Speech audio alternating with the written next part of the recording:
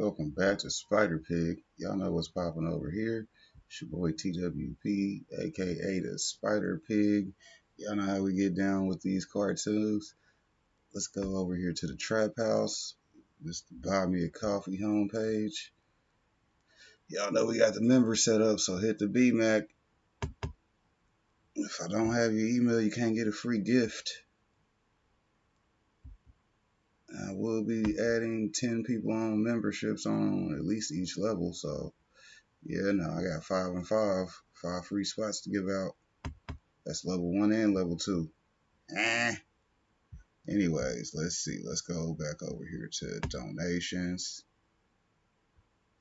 Shouts out to Zing, aka DJ Is.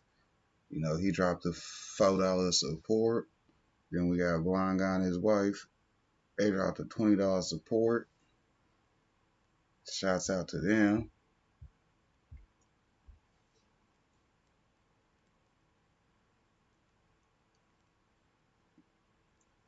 Getting it together to where our social blade actually appears now for Spider Pig. It ain't all the way set up, so it ain't got all his numbers in here, so we don't get that fixed. But y'all can see he making some money out here in these YouTube streets, so we'll keep getting you paid.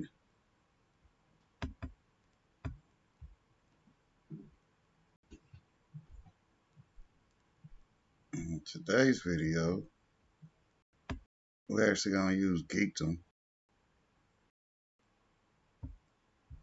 Geekdom.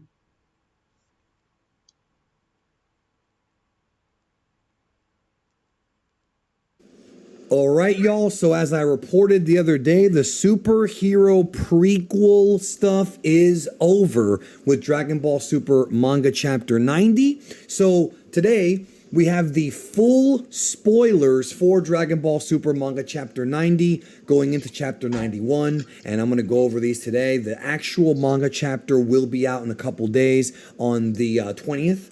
So about 3 days away, but if you want to know all the details of everything and my initial thoughts, I haven't read these yet. This is the video for you. I will have a review of the chapter up on the 20th, so check that out on that day. But, you know, where we actually go more in depth. But for right now, let's go ahead and look at the plot of Dragon Ball Super manga chapter 90. Last warning, here we go. The credit to DBS Hype and DBS Chronicles for the translation. Chapter 90, Showdown with Dr. Hedo. The chapter opens with Officer Krillin asking Cricket District citizens if they knew which convenience store the zombies worked at. One of the citizens points him to a nearby store. Krillin visits the store and asks the zombies to come with him to the police station so he could ask them about their boss.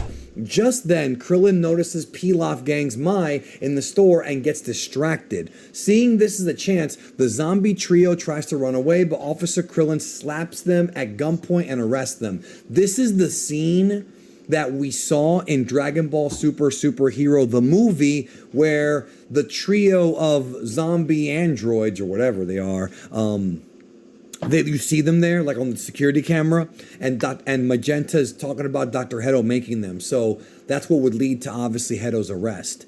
We're actually seeing it now, like more context of what happened. So that's good. That's what I was hoping they'd do with this prequel stuff, is kind of go more into that stuff. So there you go.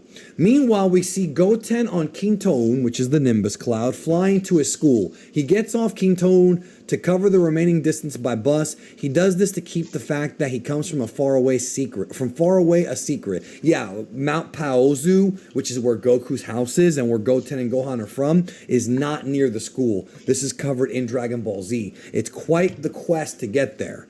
Moving on. He says, Chalk waits for Goten. They then get on the bus. Chalk asks Goten if he really lives in that area, as he's never met him outside of school. Goten tells him that he doesn't like to come out of the house that much. Well, he's definitely a kid from, like, nowadays. Fela, Goten's classmate, asks him how he's on good terms with Trunks since Trunks is a year older than him. Goten answers to her by saying that their families have been close friends for years, so naturally him and Trunks grew up together since childhood, which is funny because while that is true, let's not forget that Vegeta was mad at Goku and, you know, envious of him and, you know, was considered him a rival for many years. They're still rivals now, but not in the same way, you know, that they were, you know, way back when. You know what I mean? But he's not lying. I mean, Bulma and Chi-Chi Bulma and Goku really have been friends since episode 1, chapter 1 of Dragon Ball. That's the oldest friendship in the series, as far as like when the series came out. Fela then requests Goten to convince Trunks to ask her out for the dance party that weekend. Chalk thinks Trunks would already have someone to go to the party with since he's so popular, but Goten clears it out that there's nobody such even though he knows Trunks wanted to ask out Mai for the same. Suddenly, the bus stops and Dr. Heto's beta number 7 stands in front of them. In the leaks, I thought it was, or in the drafts, I thought it was Clean God, but then I realized it wasn't him. I thought it was him, though. Beta number 7 calls out Goten knowing that he's a Saiyaman. Chalk notes how recently there have been a lot of people following Goten. That's true. Chalk opens up the window and helps Goten escape from the bus. Goten runs to an alley and uses his wristwatch to transform into Saiyaman X2. X2 starts fighting Beta number 7. Fela and Chalk note how a Saiyaman always appears when Goten disappears. X2 defeats Beta number 7 with ease. At Blue Hall High School, Scale sells invites to the dance party. Trunks comes walking. Scale tells him that Clean God himself will show up in the party. So, the real Clean God's going to show up? I can tell you that's unexpected. Part 2. Mai joins the conversation. She notes something and then asks Trunks if he wants to join her to the party. He says yes. Then we see Mai looking at a spy bee flying nearby. It's none other than Heto's. He listens to the entire conversation and gets excited upon hearing that Clean God himself would show up in the party. Heto drops the mission to find the disc and decides to go to the party. Alpha 12 notes that you're allowed entry only if you come with a female student. This is already getting kind of funny. Back at school, Trunks tells Goten that he's happy that he didn't have to reveal his Saiyaman identity to Mai and things still went smoothly with her. Alright. I don't know what to tell you, man. Trunks leaves as he has to go buy some clothes for the party, which is why he turns down Goten's offer to play games. As Goten wonders what to answer Fela, Mai pulls Goten to a corner as she sees the spy bee near him. Mai tells Goten that they're being watched. How is Mai like so smart? She's so much smarter than everybody else, yo. Is Dragon Ball woke? I don't know about that, but it is. I mean, she's always been smart, but I mean, I don't know. She seems to be pretty damn smart. I don't know about woke. I'm just kidding when I say that, but it's still interesting. It's over if they find out where you live. Mai suspects that those androids from before had been watching them all the time. Mai just knows stuff, bro. She just knows. Goten realizes that's how they knew where Goten was and sent their androids. Oh, there you go. Mai remembers Beta number 1's words that he said he was made by Dr. Heto. Mai looked up at the name and found out that Heto expertises in androids. Since nobody knows where Heto's hideout is, Mai decided to lure him out by mentioning the Clean God dance party, knowing that he's a big fan of the hero. Goten is shocked to hear that all this was a part of Mai's plan. While Trunks is super happy, Mai asks Goten to help keep this a secret from Trunks.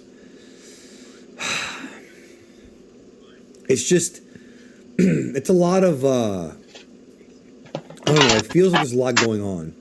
Day of dance party arrives, but it, like, what's going on is not that captivating. You know what I mean? Like, it's fine for reading it, but it's not that interesting, at least not yet. Goten is there with Fela. Trunks and Mai arrive. Trunks deposits the disc bag to the staff and asks him to keep it safe for him. Everyone's eyes are on Mai as she wears a battle armor. Fela notices Mai. She considers her a formidable enemy who stands between her and Trunks. Trunks asks Mai to come to the first row to watch the Clean God's appearance on stage, but Mai says she'll watch it from there.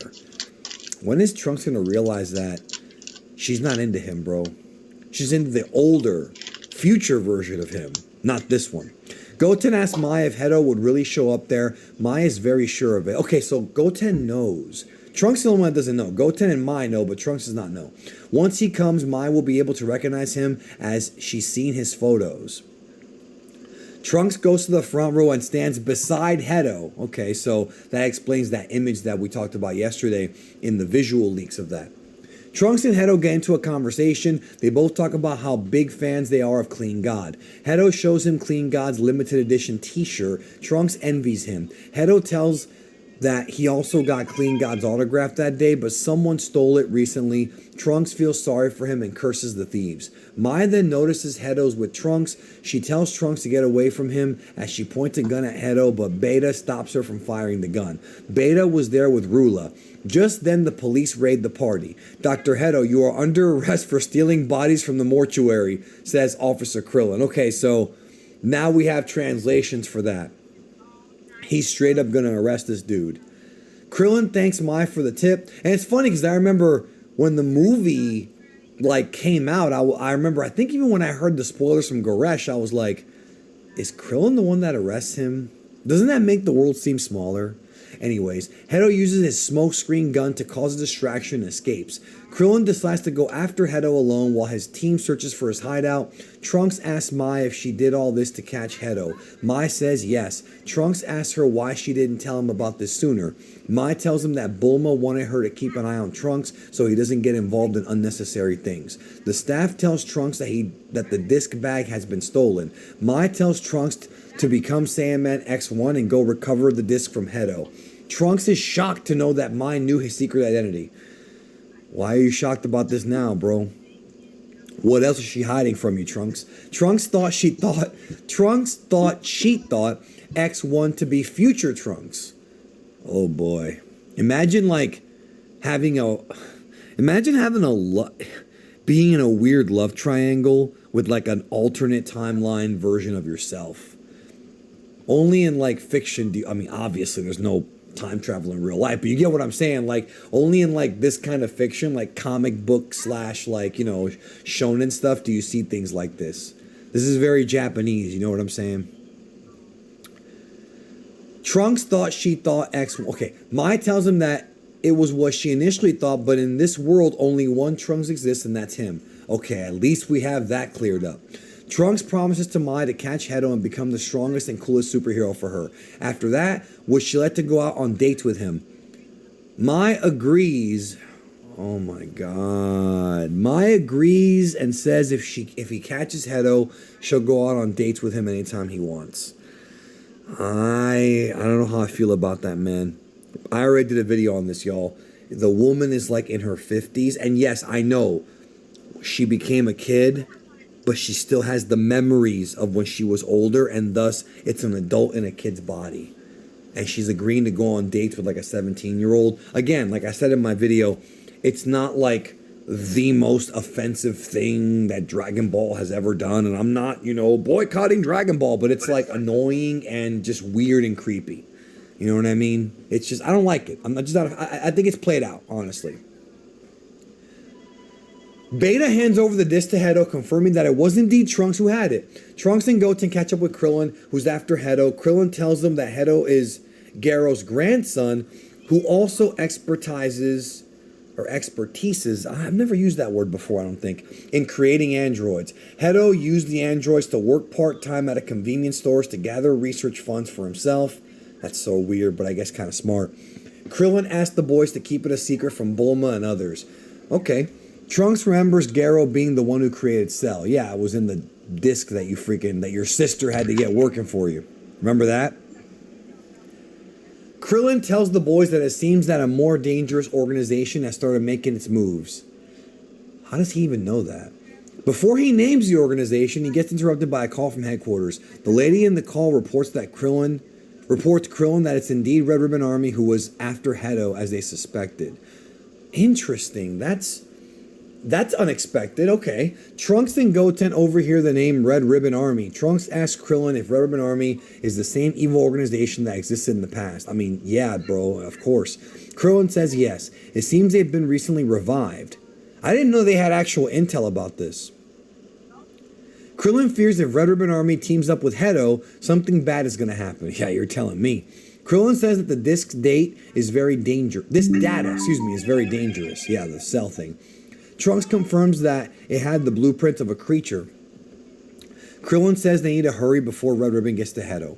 Trunks and Goten are super happy as the great evil they've been waiting for is finally here. Yeah, that's true. Yet they show up late in the movie.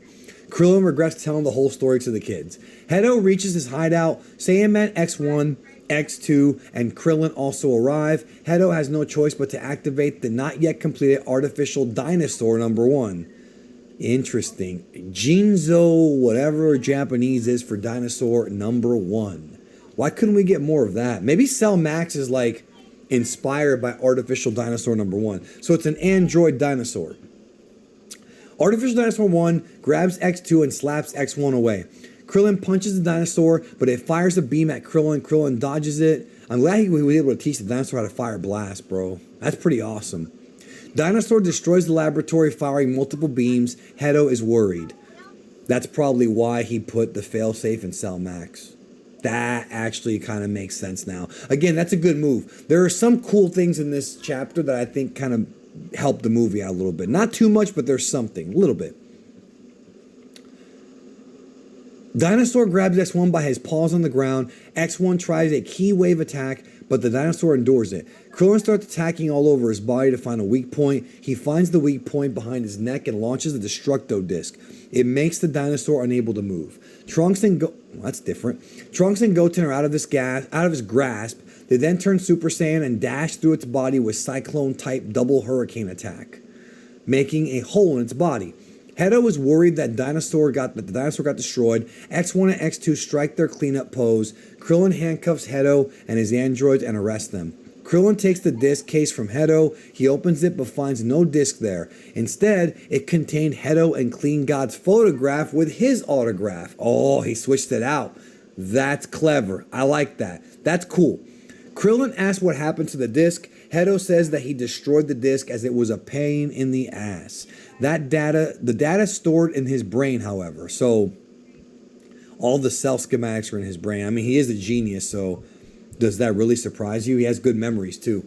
Hedo says that he's least interested in Garo's research. He just happened to keep the disc as the case was of perfect size to keep the autograph. Goten finds the destroyed disc. And so Hedo and the androids were arrested. At the request of the zombies' families, their sentences were reduced and they were returned to their homes. I wasn't expecting that, but okay. The only crime Hedo was charged with was stealing corpses from mortuary and putting them to work at a convenience store.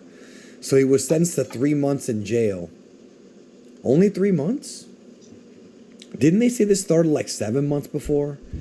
Or maybe the granola arc was 7 months before. Who knows, man? I could have sworn they said 7 months, right? Maybe there was a time skip. I don't know.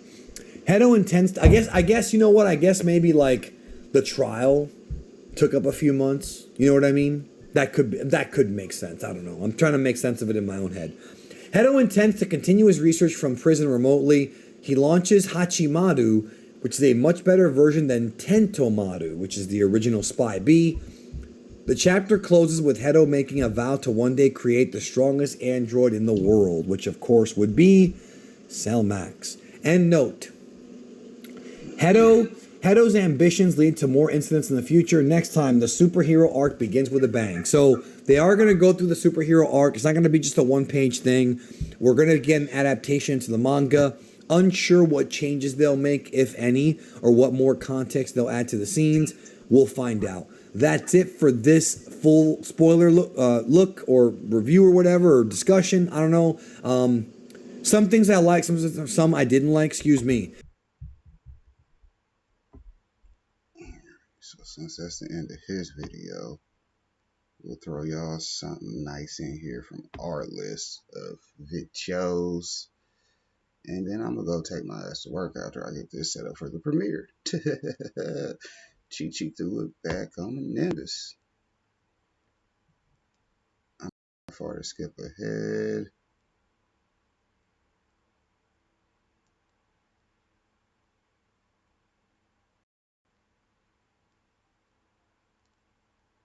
Cuteness fool you. Pets can be leveled up and made so strong that they can help you clap enemy cheeks with ease. Plus, each pet has their own unique.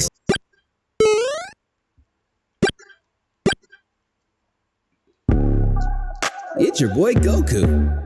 And this song goes out to all my Chi-Chis. And I want y'all to get on the Nimbus and just throw that ass back. Like, yeah. Chi-Chi threw it back on Nimbus. Hey, hey, hey, Gigi threw it back on the Nimbus. Hey, hey, hey, Gigi threw it back on the Nimbus. Hey, hey, hey, Gigi threw it back on the Nimbus. Hey, hey, hey. I was surprised when Gigi threw it back. I was like, damn, look at that ass clap. I said, go ahead, make that ass pop. You finna catch this Kamehameha. Gigi threw it back on the Nimbus. Hey, hey, hey, Gigi threw it back on the Nimbus. Hey, hey, hey, Gigi threw it back on the Nimbus. Hey, hey, hey, Gigi threw it back on the Nimbus. Hey, hey, hey. That booty made me turn Super Saiyan 5.